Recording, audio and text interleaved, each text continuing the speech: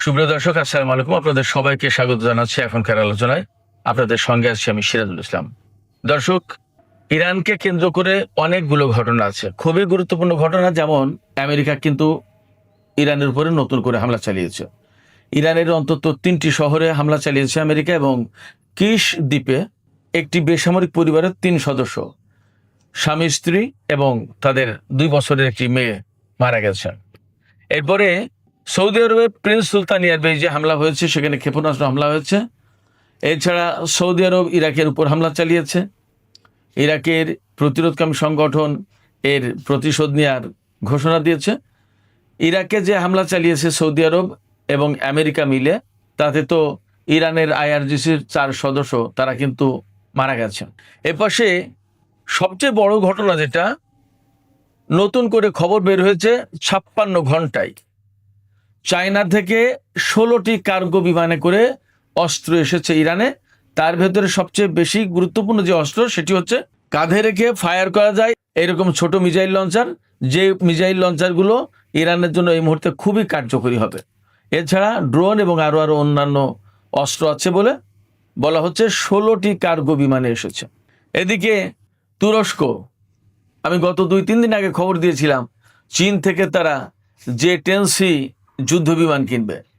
আজকের খবর হচ্ছে তারা শুধু J-10C না, J-35 যুদ্ধ বিমান কিনবে। এই J-35 হচ্ছে আমেরিকার F-35 এর চেয়েও উন্নত, এবং যথারীতি এরদোগান চীনকে ইউয়ানে অর্থাৎ চীনা মুদ্রায় অর্থ পরিশোধ করবে, ডলারে না। এই রকমের অনেকগুলো ভূ রাজনীতির জন্য খুবই গুরুত্বপূর্ণ, খুবই সেন্সিটিভ, স্পর্শকাতর এইরকম কিছু খবর আছে। দর্শক, এই বিষয়গুলো নিয়ে এখন আমি আলোচনা করব। আশা করি আপনারা শেষ পর্যন্ত সঙ্গে থাকবেন, আর ভিডিও ভালো লাগলে লাইক, কমেন্ট, শেয়ার করবেন এবং চ্যানেলটি সাবস্ক্রাইব করে সাথেই থাকবেন। দর্শক, চলুন বিস্তারিত আলোচনা করি। আলোচনার প্রথমেই বলতে হবে, আমেরিকা এবং ইরানের মধ্যে নতুন করে কিন্তু যুদ্ধ শুরু হয়েছে আবার। ইরান গত পরশু রাতে জর্দানের মুওয়াফাক আল সালতি বিমানবন্দরে হামলা চালিয়েছিল, এবং সেটা ছিল আকস্মিক হামলা।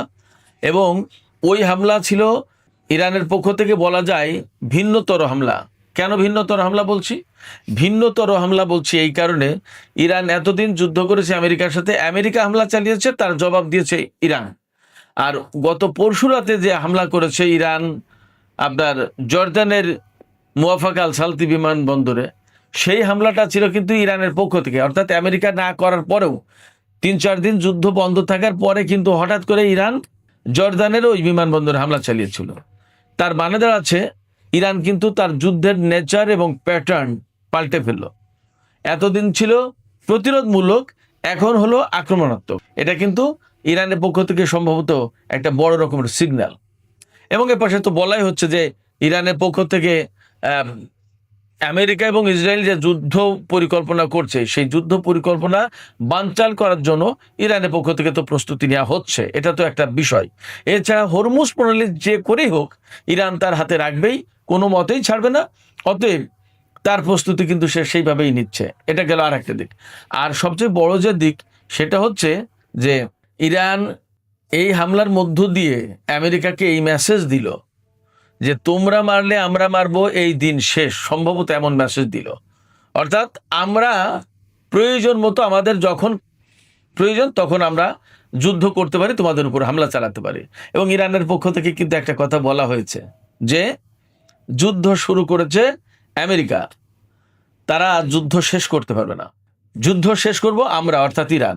ইরানের পক্ষ থেকে বক্তব্য, সেক্ষেত্রে মোটামুটিভাবে বলাই যাচ্ছে যে এই যুদ্ধের নেচার, গতি, প্রকৃতি অনেক কিছু কিন্তু পাল্টে যাচ্ছে।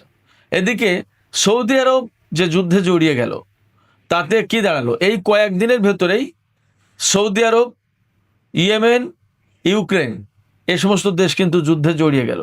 এরপরে কুয়েত আর বাহরাইন থেকে ইরানের উপরে হামলা চালানো হয়েছে বলে বলা হচ্ছে। যদি তাই হয়, তাহলে মধ্যপ্রাচ্যের ঘটনা মনে হচ্ছে কিছুটা পরিবর্তন হচ্ছে, পাল্টে যাচ্ছে। হয় মধ্যপ্রাচ্যের এই মুসলিম দেশগুলো, আরব দেশগুলো ইরানের বিরুদ্ধে শক্ত অবস্থান নিতে যাচ্ছে, আর না হয় অন্য কোনো খেলা খেলছে, যার কারণে হয়তো, আমি জানি না এটা এমন হতে পারে কিনা, তাদের কৌশল কিনা, যে যেভাবে হোক আরো ইরানকে আরো উত্তেজিত করে আরো হামলা চালিয়ে মধ্যপ্রাচ্যে আমেরিকার অবস্থানটাকে একেবারে জিরো করে ফেলার ব্যবস্থা। এমনটা নাও হতে পারে, দেখা গেল যে সত্যি সত্যিই তারা ইরানের সাথে শত্রুতা করছে, এমনও হতে পারে। আবার এমন ব্যাখ্যাও আছে, আমি নিজে একদিন বলেছিলাম যে হরমুজ প্রণালী বন্ধের পাশাপাশি বাব আল মানদেব প্রণালী বন্ধ করে দিয়ে আমেরিকাকে প্রচন্ড রকমের চাপে ফেলে আরো যুদ্ধের ভেতরে ফেলে আমেরিকার এই অঞ্চলের অর্থাৎ মধ্যপ্রাচ্য অঞ্চলে যত ঘাঁটি আছে সমস্ত সবগুলোকে একেবারে তছনছ করে দেওয়ার ব্যবস্থা করে এই অঞ্চল থেকে তারা হয়তো সবাই মিলে বিদায় দিতে চাচ্ছে। কিন্তু সৌদি আরব, কুয়েত এরা হয়তো সরাসরি বলতে পারছে না, কাতার, বাহরাইন, কুয়েত হয়তো এই সমস্ত দেশ বলতে পারছে না, কিন্তু ইরানকে দিয়ে ইনডাইরেক্টলি হয়তো সেই কাজটা করানোর চেষ্টা করছে, এমন হলেও হতে পারে, জানি না। যুদ্ধ পরিস্থিতির বিষয়টা ভিতরে আসলে অ্যাকুরেটলি বলা খুব কঠিন ব্যাপার, কারণ কখন কোন পরিস্থিতিতে কি হয় এটা বলা কঠিন ব্যাপার। আর একটা ব্যাপার হচ্ছে যে কার পলিটিক্স, কার স্বার্থ যে কোন জায়গায় এবং কে কার হয়ে কখন কোনভাবে দাবার ঘুটি যে চালে পাল্টায় বলা মুশকিল। সেই জন্য আমি বলবো যে যে কোনো সম্ভাবনায় হতে পারে। তবে যদি সৌদি আরব অ্যাকচুয়ালি ইরানপন্থী যে সমস্ত বিপ্লবী বা প্রতিরোধকামী সংগঠন আছে, যেখানে ইরানের 4 জন IRGC সদস্য মারা গেছে, ব্যাপারটা যদি এইরকম হয় তাহলে ইরানের পক্ষ থেকে কিন্তু কড়া জবাব হবে এবং সম্ভবত সৌদি আরব বড় রকমের হামলার মুখে পড়লেও পড়তে পারে, কিছু বলা যাচ্ছে না। সৌদি আরবকে হয়তো আর ইরান ছাড় নাও দিতে পারে যদি ব্যাপারটা অ্যাকচুয়ালি সৌদি আরব জেনে বুঝে ইচ্ছাকৃতভাবে এই কাজগুলো করে থাকে। আবার অনেক সময় এমন হয় যে দেখা গেল সৌদি আরব থেকে বিমান উড়েছে ঠিকই, কিন্তু আমেরিকায় হামলা চালিয়েছে, বোঝা মুশকিল। এই সিচুয়েশনে যাচাই বাছাই করা মুশকিল। এখনো ইরানের পক্ষ থেকে পরিষ্কার বলা হয়, দেখা যাক কি হয়, আমরা অপেক্ষা করছি। এদিকে চীনের পক্ষ থেকে এই খবরটা অনেকগুলো মাধ্যমে এসেছে যে চীনের পক্ষ থেকে 56 ঘন্টায় অন্তত 16টা কার্গো বিমান ইরানে নেমেছে এবং তাতে আনা হয়েছে বিপুল পরিমাণে অস্ত্র। এবং মেইন স্ট্রিম মিডিয়া যেগুলো, তাতেও খবর আসছিল, গত 2-3 ধরে খবর আসছিল, 2-3 দিন ধরে, যে চীন থেকে ইরান সম্ভবত কয়েক কোটি ডলারের চুক্তি করেছে, যে চুক্তির আওতায় ইরান চীন থেকে কাঁধে রেখে ফায়ার করা যায় ওই শোল্ডার মিসাইল কিনবে, যাতে এই শোল্ডার মিসাইল কিনলে কি হবে, খুব দ্রুত একেবারে তাৎক্ষণিকভাবে ফায়ার করা যায়। মানে এর জন্য খুব বড় প্রস্তুতির কোনো প্রয়োজন নেই, লঞ্চার ঠিক করা, অনেক ব্যাটারি এটা সেটা কোনো কিছু চার্জ দেওয়া, এগুলো কিছুই লাগে না, একেবারে জাস্ট কাঁধে নিয়েই শ্যুট করা যায়। কাকে শ্যুট করবে? এই সমস্ত এই যে শোল্ডার অর্থাৎ কাঁধে রেখে যে ক্ষেপণাস্ত্র ছোড়ার যে ইয়েগুলো, মিসাইল লঞ্চারগুলো, এগুলো হেলিকপ্টার তুলনামূলক নিচু দিয়ে যায়, হেলিকপ্টার, তারপর নিচু দিয়ে উড়ে যাও যুদ্ধ বিমান, ক্ষেপণাস্ত্র, ড্রোন, এইগুলো যদি খুবই কার্যকরী। এই মুহূর্তে মনে হচ্ছে এই ড্রোন হাতে পাওয়ার পর ইরান যুদ্ধের নতুন ফেজে যাবে। ইরান কিন্তু একটা কথা বলেছে, ইরান কিন্তু যুদ্ধবিরতি মানেনি, যুদ্ধবিরতির প্রস্তাব তার কাছে নিয়ে গেছে কিন্তু পাকিস্তান, কাতার, তুরস্ক, সৌদি আরব, বিভিন্ন দেশ, কোনো যুদ্ধবিরতি তারা মানেনি। এমনকি এরকম খবরও এসেছে যে মার্কো রুবিও ইরানের পররাষ্ট্রমন্ত্রী আব্বাস আরাকচিকে ফোন দিচ্ছেন, কিন্তু মার্কো রুবিওর ফোন ধরেননি আব্বাস আরাকচি। কারণ কথা তো বলবে একটা যে চুক্তি করো, যুদ্ধবিরতি করো। ইরান এই মুহূর্তে যুদ্ধবিরতি করবে না। ইরানের বক্তব্য কি? ইরানের বক্তব্য একটাই, যুদ্ধ তোমরা শুরু করেছো, যুদ্ধ শেষ করব আমরা, অতএব কবে, কখন, কোনভাবে শেষ হবে সেটা আমরা সিদ্ধান্ত নেব। এবং ইরান একথাও বলছে যে তোমরা যখন খুশি তখন যুদ্ধ শুরু করবা, আবার যখন খুশি তখন বলবা যে এখন যুদ্ধ বন্ধ। এই তোমাদের ইচ্ছা মতো যুদ্ধ শুরু, যুদ্ধ শেষ, এ কোনোটাই করতে দেওয়া হবে না, তোমাদের ইচ্ছার গোলাম আমরা না। ইরানের বক্তব্য কিন্তু এখন এইটা। সেক্ষেত্রে যদি সৌদি আরব এই যুদ্ধে জড়িয়ে যায়, আমরা চাইবো, আমরা প্রত্যাশা করবো না জড়াক, যদি জড়িয়ে যায় তাহলে কিন্তু অনেক বেশি সংকটাপন্ন হয়ে যাচ্ছে মধ্যপ্রাচ্যের এই চলমান যুদ্ধ। কারণ ওপাশে ইউক্রেন জড়িয়ে গেল বা ইরানের জাহাজে হামলা চালিয়েছে, যদিও তারা পরে বলছে যে আমরা এই ধরনের কাজ আর করবো না, এই ধরনের হামলা করবো, তোমরা প্লিজ এই কোনো প্রতিশোধে যেও না, ইরানকে তারা সুপারিশ করছে। বাট দেখা যাক কি হয়। তো যদি যুদ্ধে জড়িয়ে যায় সৌদি আরব, তাহলে ইউক্রেন, সৌদি আরব, এপাশে কুয়েত, বাহরাইন, ওপাশে ইয়েমেন জড়িয়ে গেল, অনেক বড় বড় ঘটনা আছে। এই সমস্ত ঘটনার ভেতর দিয়ে মধ্যপ্রাচ্যের শান্তিটা মনে হয় খুব সহজ হবে না, তখন হয়তো আরো বড় পরিসরের যুদ্ধের প্রশ্ন আসবে। আমি বলছিলাম চীনের কাছ থেকে ইরানের অস্ত্র কেনার প্রসঙ্গ, সেখান থেকে আবার যুদ্ধের দিকে চলে গিয়েছিলাম। তো ইরান যে চীন থেকে যে যুদ্ধ অস্ত্রগুলো কিনছে, বিশেষ করে শোল্ডার মিসাইল, তারপরে ড্রোন, আরো কিছু কিছু রসদ, সামরিক প্রতিরক্ষা সরঞ্জাম কিনছে, কি কি একদম অ্যাকুরেটলি তো বলা যায় না। তো এইগুলো কেনার মানে হচ্ছে যে তারা, অর্থাৎ ইরান, যুদ্ধটাকে এখনই শেষ করতে চাইছে না, এর একটা শেষ হয়তো তারা দেখবে। অবশ্যই নেতানিয়াহুর সাথে ডোনাল্ড ট্রাম্পের যে বৈঠক হয়েছে, সেই বৈঠকের মূল সুর কিন্তু যুদ্ধ। নেতানিয়াহু যেভাবে উনি বুক উঁচিয়ে বললেন যে ডোনাল্ড ট্রাম্পের সাথে এর আগে কখনো এত সুন্দর বৈঠক তার আর হয়নি, এর মানে কি নেতানিয়াহু এই মুহূর্তে চাইছে যুদ্ধ করে ইরানকে একদম শেষ করে দিতে, এবং হয়তো ডোনাল্ড ট্রাম্পকে তিনি রাজি করাতে পেরেছেন, বা যেভাবে হোক তার মেসেজটা কিন্তু ইরানের জন্য খুব স্বস্তিদায়ক না। তো যখন স্বস্তিদায়ক না, এবং ইসরায়েল কিন্তু বারবার যুদ্ধের জন্য মানে পাকিয়ে বেড়াচ্ছে, ঘুরে বেড়াচ্ছে যে কবে কখন কোন ফাঁকে যুদ্ধ শুরু করতে পারবো। তো ইসরায়েলের এই যে যুদ্ধের যে চিন্তাটা, এই চিন্তার অবসান ঘটিয়ে দিতে চায় ইরান।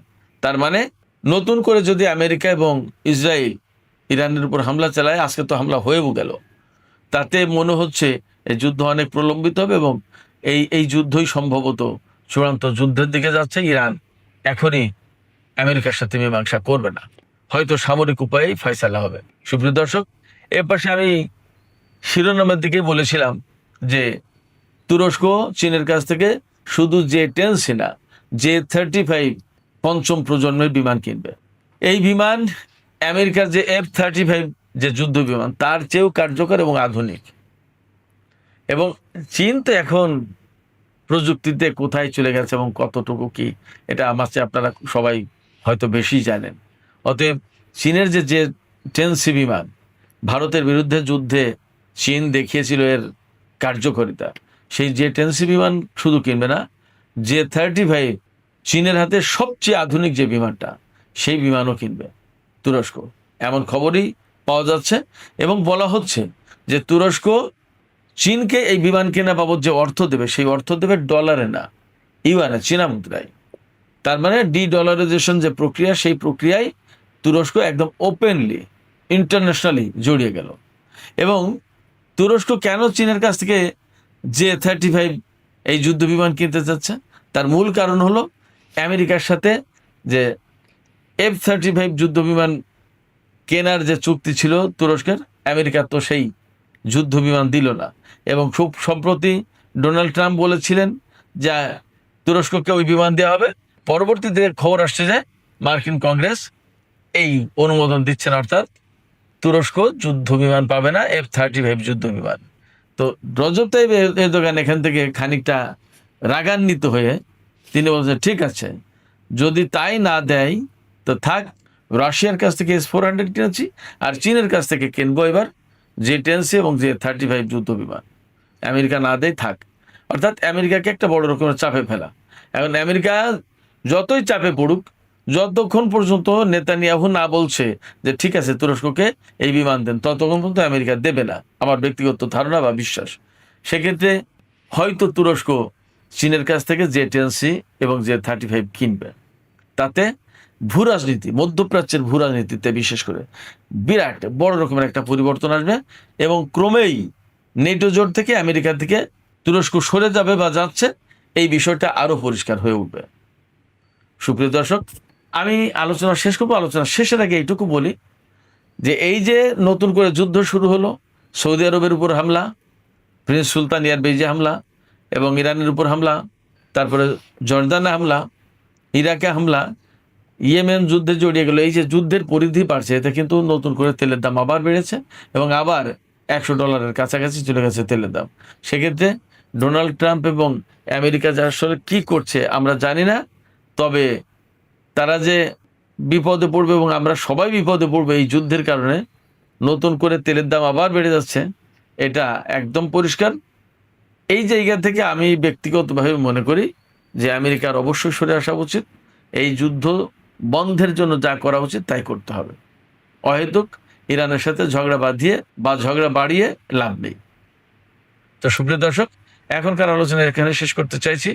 আলোচনা শেষের আগে আমি আপনাদের কাছে একটা প্রশ্ন করতে চাই তুরস্কের ব্যাপারে। আমরা তো সবাই দেখছি যে তুরস্ক মোটামুটি চীনের কাছ থেকে এই যুদ্ধ বিমান কেনার চেষ্টা করছে, J-10C বা J-35, এমন খবর কিন্তু এখন যথেষ্ট বলি। তো সুপ্রিয় দর্শক, আমরা তো দেখতে পাচ্ছি বা বিভিন্ন মাধ্যমে খবর কিন্তু আসছে যে তুরস্ক চীনের কাছ থেকে J-10C এবং J-35 যুদ্ধ বিমান কিনতে চায়। যদি এই যুদ্ধ বিমান কেনে তাহলে মধ্যপ্রাচ্যে একটা বড় রকমের পরিবর্তন হয়ে গেল বলে মনে করা হবে। আপনারা কি মনে করছেন যে আসলে এর মধ্য দিয়ে ভূ রাজনীতিতে একটা বড় পরিবর্তন ঘটে যাবে? আপনাদের মতামত জানিয়ে কমেন্টে লিখতে পারেন। আর ভিডিও ভালো লাগলে লাইক, কমেন্ট, শেয়ার করবেন এবং চ্যানেলটি সাবস্ক্রাইব করে সাথেই থাকবেন। দর্শক, এখনকার আলোচনা এখানে শেষ করছি। আপনারা সবাই অনেক অনেক ভালো থাকুন। আল্লাহ হাফেজ।